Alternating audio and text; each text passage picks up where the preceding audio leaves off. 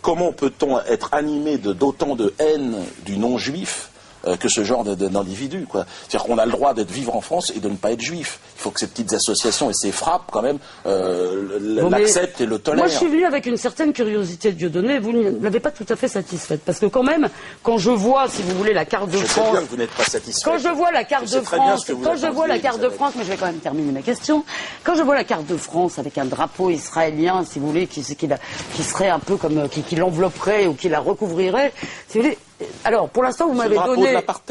Vous m'avez pour l'instant donné 2 points qui ne me paraissent pas très convaincants, si vous voulez.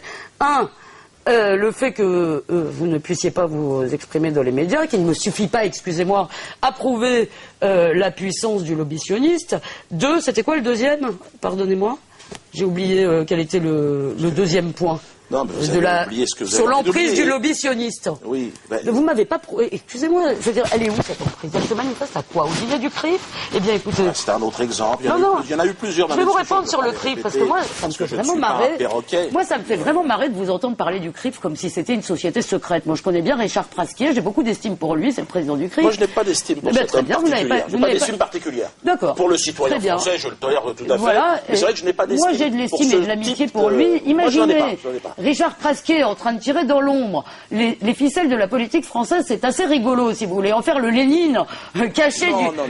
Une sorte de lâche. Soyons sérieux, vous avez parlé... Une sorte de pleutre mafieux très lâche. Non, écoutez, là, je vous prierai de modérer vos propos. Quoi? Vous parlez d'un ami, donc je vous prierai d'en parler autrement. Pleutre, c'est pas... Oui, pleutre, ça me plaît pas. Donc je vous serai reconnaissante. On peut être pleutre. Non, on ne peut pas être pleutre. Comment ça, on peut pas être pleutre? Et je vous prierai...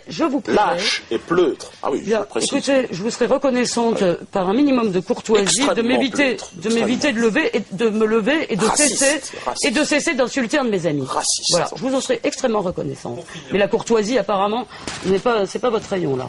Mes respects, madame le... Vous parlez d'une jeunesse arabo-musulmane, antisémitisme et de vie presque banale. Oui. Ça, vous croyez que ça correspond Oui. Ça, c'est pas raciste, oui. par exemple. Non, eh bien, excusez-moi, je crois qu'il y a il suffit, écoutez, je crois qu'il y a eu quand même beaucoup de témoignages, je veux dire, beaucoup de profs, beaucoup de musulmans qui se bagarrent contre ça. Et je vais vous citer d'ailleurs l'un des premiers intellectuels musulmans à avoir tiré la sonnette d'alarme, s'appelle Tarek Ramadan. Dieu sait que j'ai des désaccords avec Tarek Ramadan sur un certain nombre de choses. Je veux dire, je débat avec lui aussi.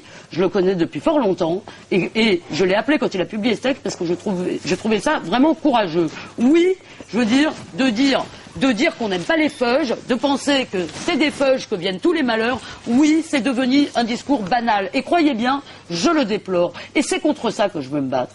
Et vraiment, je crois que ça, vous devriez vous battre aussi. Mais oui, et les feuges, rejoignez-nous. C'est pareil, vous parlez des feuges. Rejoignez-nous dans le combat antisioniste. Arrêtez avec ça. Ne vous laissez pas corrompre. Arrêtez de... Parce que l'antisémitisme est du côté des sionistes. Faites attention, c'est eux qui provoquent l'antisémitisme. On est là pour vous aider. Votre réaction sur la phrase d'Elisabeth Lévy dans cette émission, donc sur une jeunesse arabo-musulmane... Ça, c'est le discours, c'est paternaliste, raciste, habituel. Bon, c'est paternaliste. Oui, mais c'est systématique.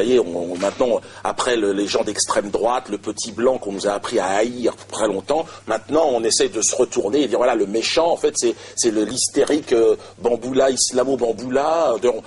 Oui, tout le monde est dans le même sac. Donc, si vous voulez, et donc, comme monsieur, je ne sais plus qui, Filkenkraut, votre ami, attention, les blancs, on est en danger. Alors maintenant, voilà, le sioniste serait le protecteur des blancs et de cette race blanche. Vous savez, Dieudonné... Alors c'est amusant de voir ça parce que, évidemment, quand on est noir, quand on est d'origine maghrébine, c'est amusant de voir les mêmes qui nous montaient en nous disant en fait, il faut aller casser la gueule aux mecs du Front National, les petits blancs qui racistes, et les mêmes qui aujourd'hui se mettent derrière, disent attention, regardez les noirs, les gentils. Et ce sont c'est toujours ces sionistes charnières qui voudraient... Ils sont partout. Mais ils sont pas, non, ils sont partout. Oh là là, quelle horreur. Ils sont dans les institutions, dans la politique, dans la culture. Mais non, c'est ce que vous dites. Non, c'est pas ce que je dis. Mais si, vous dites... Non, c'est pas ce que je dis. C'est pas ce que je dis. Ça, c'est dans le parti, c'est dans le programme. C'est dans le programme de votre copain. Ça, c'est dans le programme de votre copain Guassmi. Des antisémites dans les quartiers. Écoutez, Dieudonné, moi, je suis venu et je vous fais... C'est bien d'être venu. Je vous respecte. Je ne dois rien parce que vous êtes venu. Je ne dois pas écouter non plus vos bêtises en permanence et sans avoir à y répondre. Je suis venu en pensant, si vous voulez, qu'on pouvait trouver un langage commun, mais franchement, je veux dire, j'en arrive à penser qu'effectivement, on ne peut pas trouver de langage commun. Avec les bambous là. C'est marrant, hein. Vous voyez, moi, j'ai Hop, une disons petite que je quenelle vous prends suffisamment au sérieux pour avoir lu vos textes. Vous ne lisez rien, visiblement. Vous parlez d'Alain Finkielkraut, vous dites à peu près n'importe quoi sur ce qu'il dit. J'ai lu des Je veux dire, trucs, vous déformez les propos de tout le monde. Vous déformez les propos de tout le monde. Et par ailleurs, je vous ai dit que j'étais pas votre partenaire de sketch. D'accord, je suis pas venu pour faire un spectacle avec vous. Malheureusement, je ne suis pas venu pour faire un spectacle avec vous. Ah, alors la chute ne sera pas terrible, je crois que tout le monde l'aura compris, mais on aura bien rigolé. Merci Elisabeth. Surtout vous. Je vais donner une dernière question. Est-ce que vous approuvez les propos de M. Guasmi quand il dit que derrière chaque divorce, il y a un sioniste? Alors là, je trouve qu'il exagère. Un petit peu, pas tous les divorces. Non, je crois qu'il essaye de couvrir les Antillais de la liste. Parce que derrière chaque divorce, je crois qu'il y a un Antillais.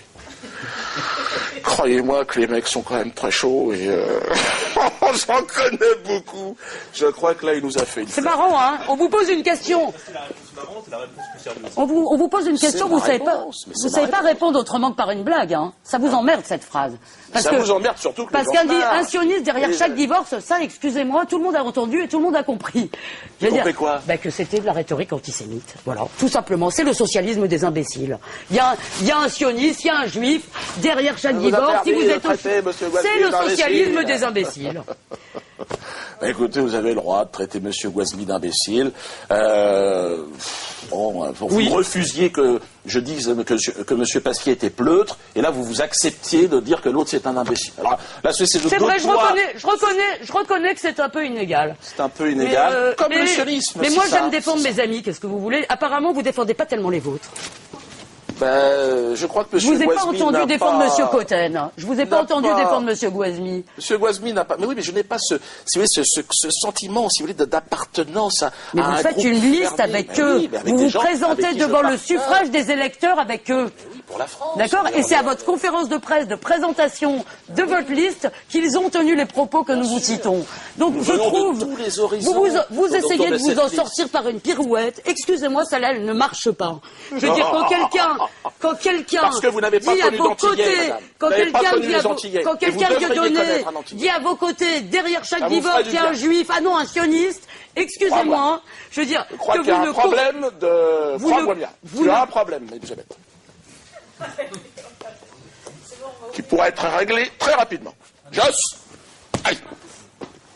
Non mais je vais peut-être dire, vous venez de prouver, cher Dieudonné, qu'effectivement, vous venez de prouver, cher Dieudonné, je vous ai dit, moi je suis pas venu voir le comique, moi je suis pas venu vous servir de sparring partner, vous servir de faire valoir pour un de vos sketchs. Je n'ai pas voulu vous êtes incapable d'affronter le débat d'idées. Vous êtes incapable de me répondre sur le terrain des idées.